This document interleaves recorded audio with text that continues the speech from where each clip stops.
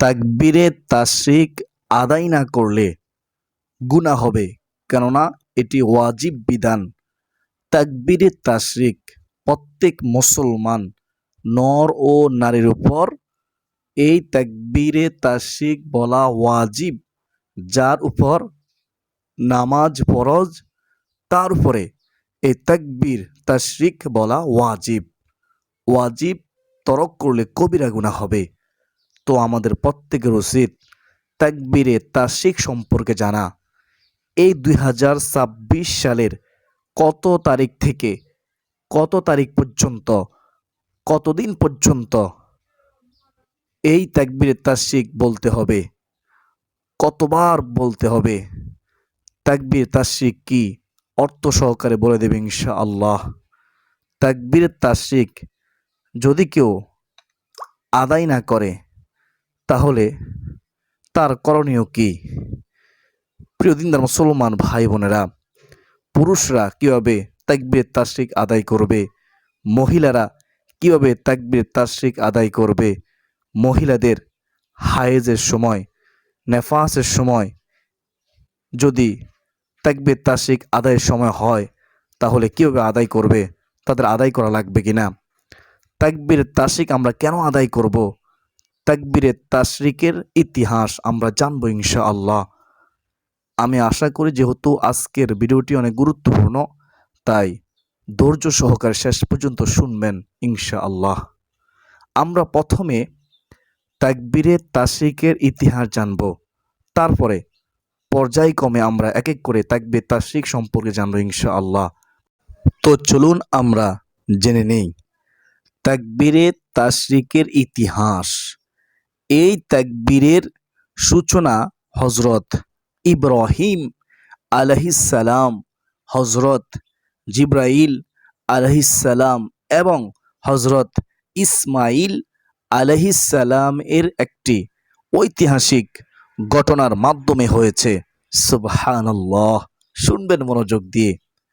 হযরত ইব্রাহিম আলাইহিসসালাম যখন তার পুত্র ইসমাইল আলাইহিসসালামকে জবেহ করতে উদ্যত হন, ইচ্ছা করলেন, তখন হযরত জিবরাইল আলাইহিসসালাম আল্লাহর নির্দেশে জান্নাত থেকে একটি দুম্বা নিয়ে দুনিয়ায় আসতেছিলেন।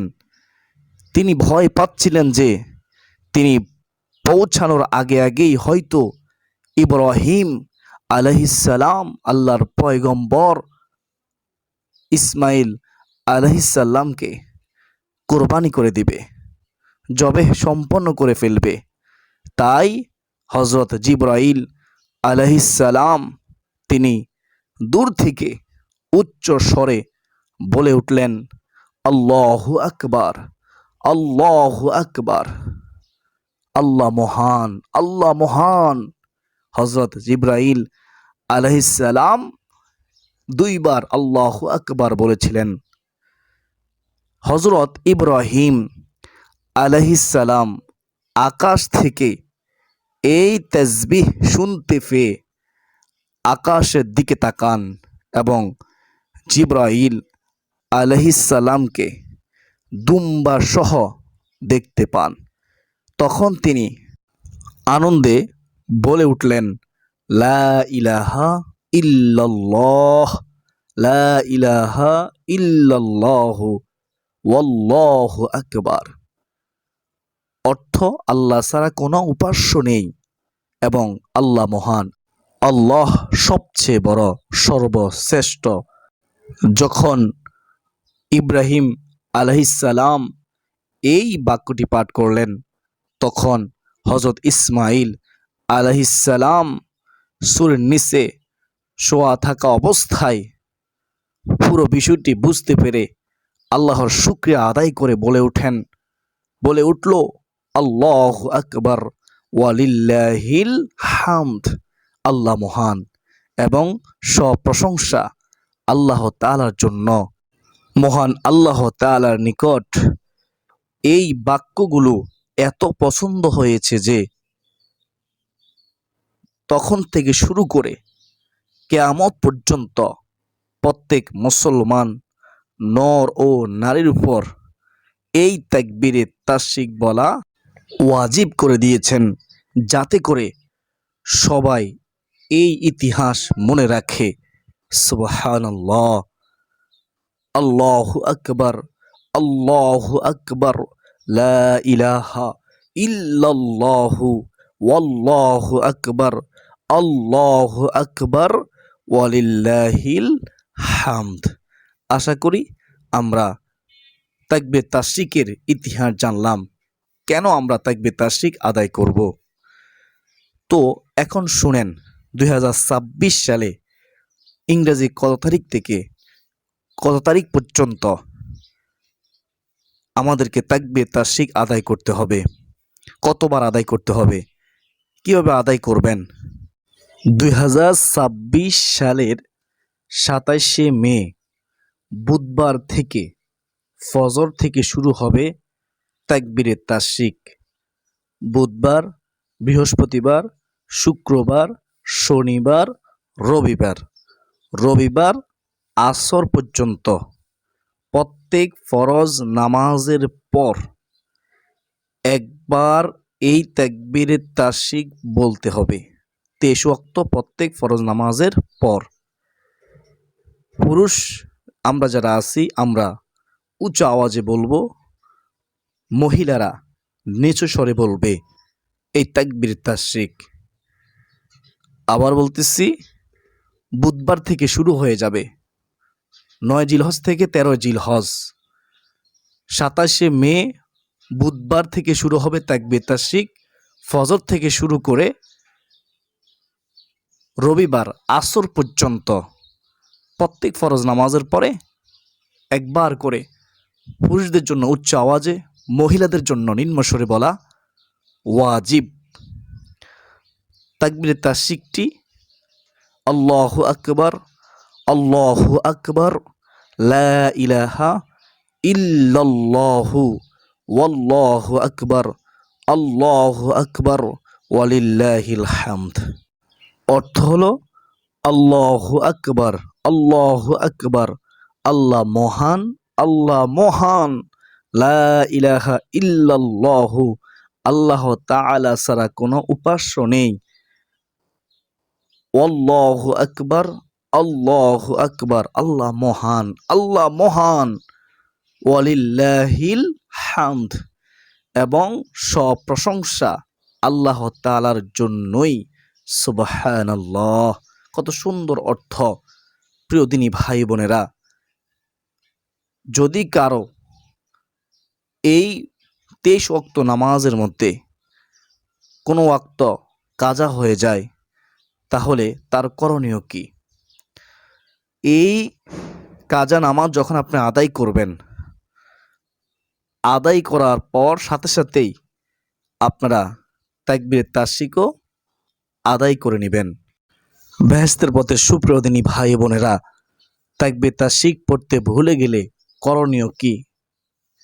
শুনেন, নামাজ শেষ করে কোনো কথাবার্তা বা নামাজ পরিপন্থী কাজ করার আগেই এই তাকবীর তাশরিক বলতে হবে একবার। যদি কথা বলে ফেলা হয় বা মসজিদ থেকে বের হয়ে যাওয়া হয়, তবে ওয়াজিবটি ছুটে যাবে, এই ওয়াজিব বিধান ছুটে যাবে, তাকবীর তাশরিক পড়া হবে না। এবং এর জন্য আমাকে আপনাকে তওবা করতে হবে। এর কোনো কাজা নেই। আপনি ভুলে গেছেন, শয়তানের ধোঁকায় পড়ে আপনি তখন সাথে সাথে পড়ুন, কিন্তু তারপরেও আল্লাহর কাছে তওবা করতে হবে, ক্ষমা চাইতে হবে। তওবা করলে আল্লাহ তাআলা ক্ষমা করে দিবেন। তওবাকারীকে আল্লাহ তাআলা পছন্দ করেন। ইচ্ছাকৃত কখনো আপনারা এই ওয়াজিবটি ছাড়বেন না। 9 জিলহজ থেকে 13 জিলহজ পর্যন্ত, বুধবার ফজর থেকে রবিবার আসর পর্যন্ত অবশ্যই প্রত্যেক ফরজ নামাজের পরে পুরুষরা উচ্চ আওয়াজে একবার বলবে তাকবীর তাশরিক, মহিলারা নিম্ন স্বরে একবার বলবে তাকবীর তাশরিক। আল্লাহু আকবার, আল্লাহু আকবার, লা ইলাহা ইল্লাল্লাহু ওয়াল্লাহু আকবার, আল্লাহু আকবার ওয়ালিল্লাহিল হামদ। ইমাম যদি ভুলে যায় তাকবীর তাশরিক বলতে, তাহলে করণীয় কি? জামাতে নামাজ পড়ার সময় ইমাম তাকবীর বলতে ভুলে গেলেও মুক্তাদিরা, মুসল্লিরা ইমামের অপেক্ষা না করে নিজেরা তাকবীর পাঠ করতে থাকবে। আশা করি বুঝতে পেরেছেন। বসে থাকবেন না যারা মুসল্লি আছেন, ইমাম ভুলে গেলেও আপনারা সাথে সাথে পড়া শুরু করে দিবেন। প্রিয় দিনদার মুসলমান ভাই বোনেরা, ওয়াজিব বিধান, এটা অবশ্যই আমাকে আপনাকে আদায় করতে হবে। গুরুত্বপূর্ণ মাসা আলা, পিরিয়ড বা ঋতুস্রাবের, হায়েজ নেফাজের কারণে যেসব নারীর উপর নামাজ মাপ থাকে, তাদের এই দিনগুলোতে তাকবীর পড়তে হবে না। তাদের নামাজও মাফ, আবার এই ওয়াজিব বিধানও তাদেরকে পালন করতে হবে না। এই তাকবীর তাশরিকও আদায় করতে হবে না। আশা করি মা বোনেরা বুঝতে পেরেছেন। তো বেহেশতের পথে সুপ্রিয় দিনী ভাই বোনেরা, এতক্ষণ পর্যন্ত আপনারা তাকবীরে তাশরিকের ইতিহাস শুনেছেন। তাকবীর তাশরিক পড়া ওয়াজিব এটা বুঝতে পেরেছেন। কতবার, কখন, কিভাবে পড়বেন তাও বুঝতে পেরেছেন।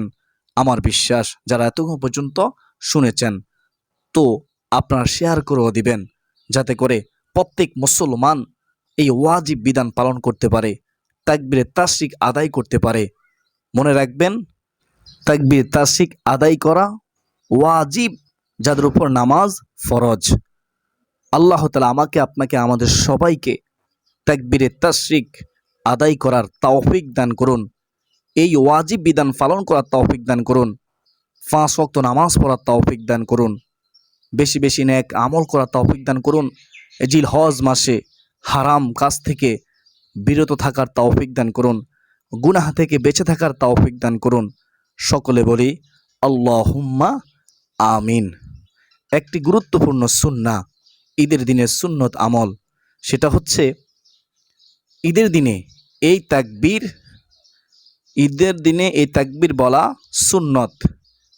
ঈদুল ফিতরের সময় নিচু আওয়াজে, আর কোরবানির ঈদের সময় উঁচু আওয়াজে বলতে বলতে ঈদগাহে যাওয়া সুন্নত। আল্লাহু আকবার, আল্লাহু আকবার, লা ইলাহা ইল্লাল্লাহু ওয়াল্লাহু আকবার, আল্লাহু আকবার, ওয়ালিল্লাহিল হামদ। মহিলা মা বোনদের জন্য ঈদের নামাজের ব্যবস্থা না থাকলে মহিলা মা বোনেরা ঘরের মধ্যে রান্না বান্না করার সময়, ঘরের কাজকর্ম করার সময় আপনারা পড়ুন এই তাকবীর তাশরিক, আপনারাও সওয়াবের ভাগীদার হবেন। যদি ঈদের নামাজের সুব্যবস্থা থাকে মহিলাদের জন্য, তাহলে মহিলারাও ঈদগাহে গিয়ে জামাতের সাথে ঈদের নামাজ পড়তে পারবে। তবে তাদের জন্য জরুরি নয়। 9 জিলহজ আরাফার দিন রোজা রাখার চেষ্টা করবেন।